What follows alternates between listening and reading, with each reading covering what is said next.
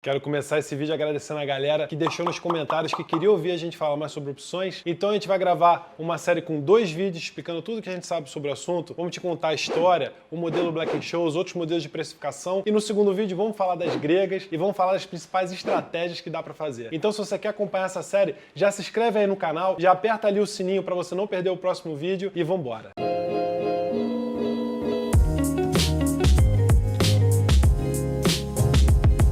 A essência por trás de uma opção é você dar ao detentor dela o direito do cara fazer um negócio em determinadas condições numa determinada data. Isso é uma opção. E essa essência começa lá atrás, no código Hammurabi, que foi o código feito pelo rei Hammurabi, lá no século 18 a.C., ali na região da Babilônia, onde ele era rei ali na Mesopotâmia, que ele espalhou por todo o reino, com o objetivo de meio que padronizar ali a forma como as pessoas se comportavam e tal. E é um código inspirado naquela famosa lei do olho por olho, dente por dente. E aí, essa opção que ele dava aos agricultores, que na verdade tem mais cara de um assistencialismo, tem mais cara de um negócio assim para dar uma ajudinha pro cara ali que vai se ferrar, era a opção do cara pagar os juros de um empréstimo que o cara contraía ou não, caso a colheita fosse uma porcaria. Então, no código Hammurabi, tá escrito que se alguém tiver um débito de empréstimo e uma tempestade prostrar os grãos, ou a colheita for ruim, ou os grãos não crescerem por falta d'água, naquele ano a pessoa não precisa dar ao seu credor dinheiro algum. Ele deve lavar sua tábua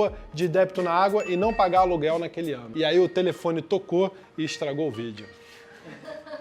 O código Hammurabi tinha esse espírito, mas não era uma opção propriamente que nem a gente conhece. A primeira opção que parece no mundo, com a cara das opções que a gente opera hoje em dia no mercado, na verdade, foi uma operação genial do primeiro filósofo da Terra, o famoso Tales de Miletos. Tales de Miletos era não só um filósofo, mas era um matemático e um astrônomo. Um cara muito inteligente, que conseguia medir a altura das pirâmides do Egito, conseguia fazer várias coisas. E ele estava lá numa roda de debate com os outros filósofos gregos, e aí o cara chegou e falou pra ele: meu irmão, você é inteligente pra caramba, aí, malandrão, e por que tu é pobre desse jeito? Aí Tales de Miletos ficou mordido, chegou e falou: deixa comigo. Lá nas previsões astronômicas dele, o cara viu que ia ter uma super safra de oliva. Naquela época, né, azeite, uma matéria-prima que usava pra tudo, até hoje, né, bom pra caramba. E aí, o que o Tales de Miletos fez? Prevendo essa super safra de oliva, ele foi lá nos donos de prensas de oliva, o lugar que espreme ali a azeitona pra fazer o azeite, e comprou o direito de usar essas prensas de oliva de todo mundo pra próxima safra. O que aconteceu? O cara tava certo mais uma vez. Acertou, miserável. E aí teve uma baita safra e depois ele vendeu esses direitos novamente para as pessoas que precisavam usar as prensas e reza a lenda, o cara ficou zilionário. Um gênio, bilionário, playboy, filantropo. Quem escreveu isso foi Aristóteles no livro Políticas, que ele lançou lá em 300 e blau. Então, essa foi a primeira operação mesmo com cara de opção. Tales de Miletos pagou um prêmio para ter o direito de usar a prensa. E lá no exercício, o cara exerceu esse direito, mas na verdade ele vendeu a opção para outro cara que usa a prensa. E aí, esses caras que venderam esses direitos, os donos da prensa, fizeram a primeira operação de covered call da história do mundo. Covered call, que a gente falou no outro vídeo aqui, é uma operação que a gente não gosta muito. E olha o que aconteceu com esses caras, eles se ferraram, né? Perderam aí grande parte do lucro que eles iam ter para outros caras. Depois dessa história lá da Grécia Antiga, demorou quase 2000 anos para as opções voltarem aí as notícias aos jornais. Foi na bolha das tulipas que elas reapareceram com toda a força. Bolha das tulipas, você já sabe, é o primeiro caso clássico de bolha financeira, que foi quando rolou um frenesi em torno das tulipas, que viraram um objeto de desejo para toda a classe alta, média, baixa, da galera ali da Europa, ali em torno de 1630, 1640, o que acabou fazendo o preço das tulipas explodirem. E aí uma coisa que eu descobri que eu não sabia é que, na verdade, a bolha das tulipas foi uma bolha de opções. Por quê? Como o preço das tulipas começou a subir, o preço da semente das tulipas começou a disparar. E essas sementes das tulipas eram negociadas lá pelos holandeses, que importavam de outros lugares do mundo, como a Turquia e tudo mais. E aí os produtores de tulipa, os caras que faziam a tulipa crescer para depois vender a flor, começaram a ficar preocupados. E aí esses comerciantes começaram então a lançar opções sobre a semente da tulipa, o bulbo, que aí justamente esses produtores compravam para garantir que eles iam poder plantar, ter um preço definido para a matéria-prima deles ali. E aí o que aconteceu? Começou-se a especular em cima dessas opções. As pessoas começaram a comprar opções sobre o preço das tulipas desses produtores e começaram a negociar essas opções entre si. E aí o preço das opções opções explodiu, junto, óbvio, né, com o preço das tulipas, e aí, em determinado momento, ninguém mais comprava tulipa nenhuma e o preço desabou muito mais rápido e teve um crash econômico lá na Holanda horroroso. Pessoas perderam casas que venderam para poder comprar essas opções e aí as opções ficaram mal faladas ao extremo. Tanto que elas ficaram ali meio escondidas, a galera com medo de negociar opções, virou meio que um negócio do demônio. Puta vida! E na Inglaterra, elas começaram a ser negociadas de forma mais organizada, ali em torno de 1700. Começaram a negociar call e puts em Londres, só que o medo de opções e a criminalização dela era tão grande que em 1733 foi proibido pela coroa britânica negociar opções na Inglaterra. Isso só foi liberado depois em 1860. Agora eu tô na dúvida se foi a coroa que proibiu, né? Eu lancei a coroa britânica aqui, mas foi proibido lá na Inglaterra, esse negócio aí. E só foi liberado em 1860. Então as opções viraram tipo o patinho feio dos mercados e tal. E naquela época você já tinha ali contratos futuros, que eram negociados para garantir produção de agrícolas e tal, que já tinham aquela cara ali de derivativos, mas opções de jeito nenhum. Só que nos Estados Unidos, né, aqueles caras malandro, bom pra caramba de mercado financeiro, né, os caras que desenvolveram tudo, as opções voltaram a ser negociadas ali em torno de 1850. Em 1849, abriu em Chicago a Chicago Board of Trade, CBOT, famosa Câmara de Negócios que está aí até hoje, que era onde eram negociadas as safras lá de soja, de milho e tudo mais. E aí o mercado financeiro lá começou a florar. E aí alguns corajosos começaram a negociar opções novamente por lá. E um cara que fez fortuna negociando opções, que disse que foi o primeiro cara que inventou aí uma fórmula de precificação, foi o tal do Russell Sage, que era um financista que começou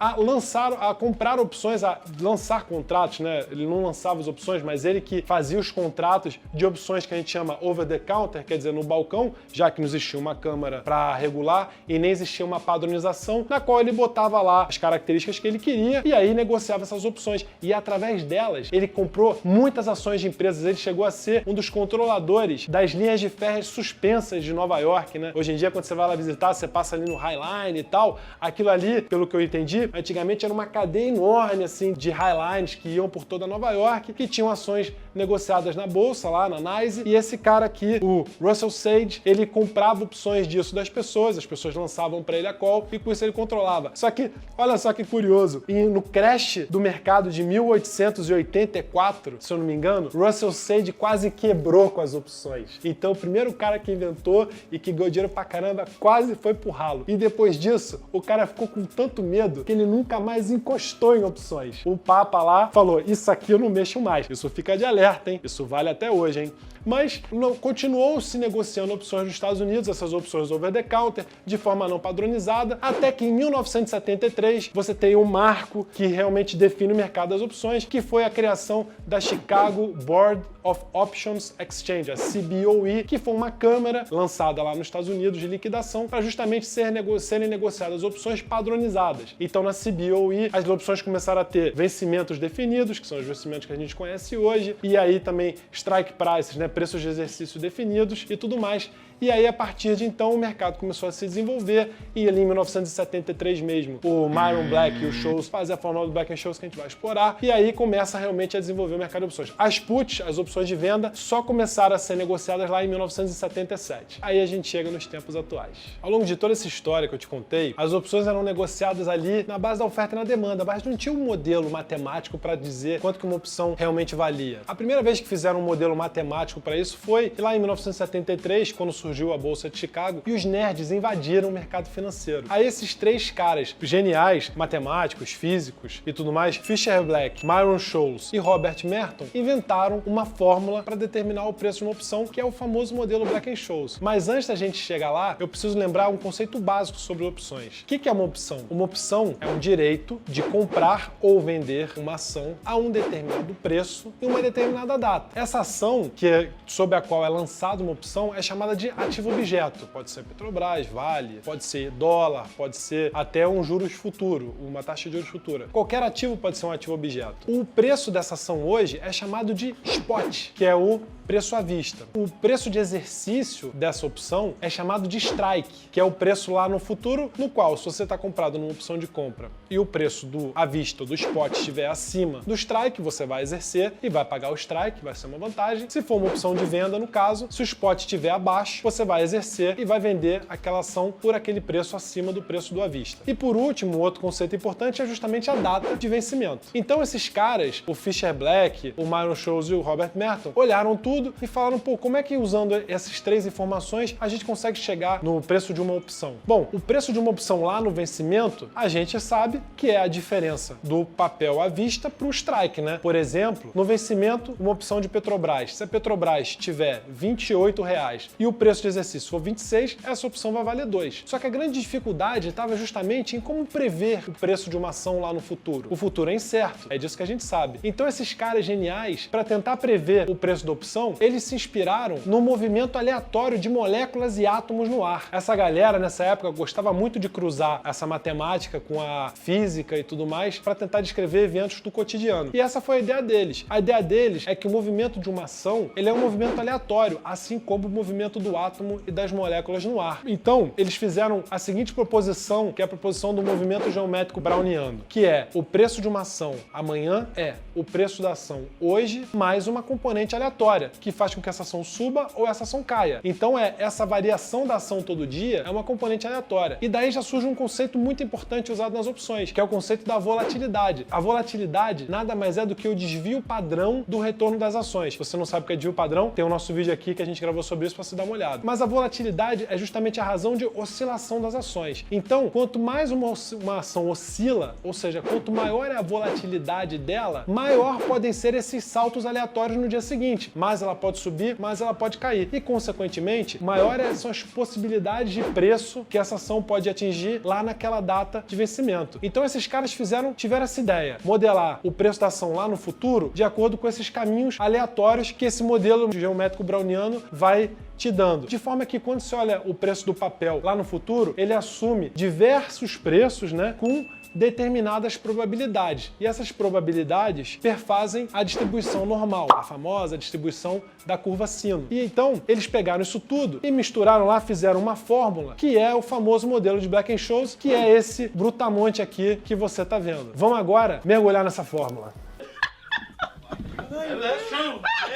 Eu não vou entrar em detalhes de como os caras derivaram essa fórmula, mas eu quero chamar a atenção para você de como algumas componentes dela relativas ao mercado afetam o valor da opção, que são basicamente o preço spot do ativo objeto e a volatilidade do papel, o desvio padrão que a gente acabou de falar. Essa fórmula, a grosso modo, tá fazendo uma bruta simplificação, ela tem duas partes, a primeira parte e a segunda parte. A primeira parte da fórmula, ela se refere ao valor que você vai receber pelo papel lá na frente. E a segunda parte da fórmula se refere ao valor que você vai pagar por esse papel lá na frente. Então o valor da opção, no caso aqui a gente está falando de uma opção de compra, vai ser tão maior quanto for o valor que você vai receber pelas ações em relação ao valor que você vai pagar, o que faz todo sentido, né? Como a gente falou, é a diferença entre o spot e o strike. Agora, eu quero chamar a atenção para você para esse D1 e esse D2 e o papel da volatilidade lá dentro. Esse ND1 e ND2 é a probabilidade acumulada de D1 e D2 segundo uma distribuição normal. Ou seja, ND1 e ND2 só pode assumir valores entre 0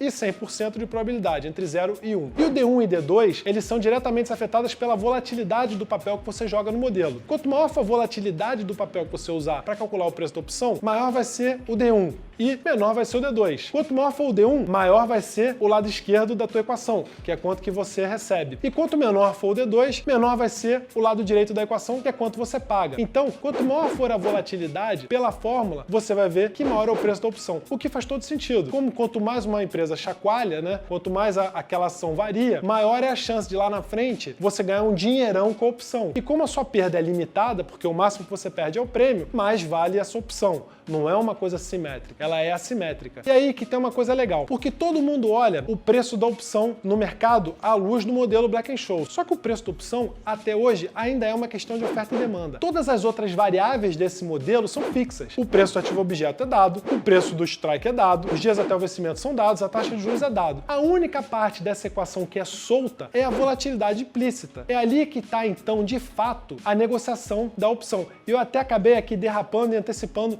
volatilidade implícita. Por que que a gente chama essa componente de volatilidade implícita? Porque, na verdade, ela é uma variável observável fazendo a conta de trás para frente. Não é que as pessoas vão lá e imputam a volatilidade no modelo para chegar no preço da opção. Não. A opção ela é negociada diariamente. As pessoas fazem a conta de trás para frente para entender qual é a volatilidade implícita nesse modelo para chegar no preço dessa opção. E aí que tem a operação que a gente citou no vídeo lá sobre a Covered Call, que é uma operação de comprar ou vender a volatilidade. É uma operação muito técnica na qual você discorda dessa volatilidade que você enxerga nas opções. A grosso modo, quando você vende a volatilidade implícita, você está apostando que de hoje até o vencimento, o desvio padrão daquela ação vai ser menor do que o desvio padrão que está ali na fórmula do modelo. E no próximo vídeo a gente vai explorar essas operações e as famosas gregas que saem também desse modelo. Eu não vou te pedir para se inscrever no canal, porque você já se inscreveu no início do vídeo, mas deixa aí o seu joinha, deixa o seu comentário e fique esperto que semana que vem tem o próximo capítulo. Valeu!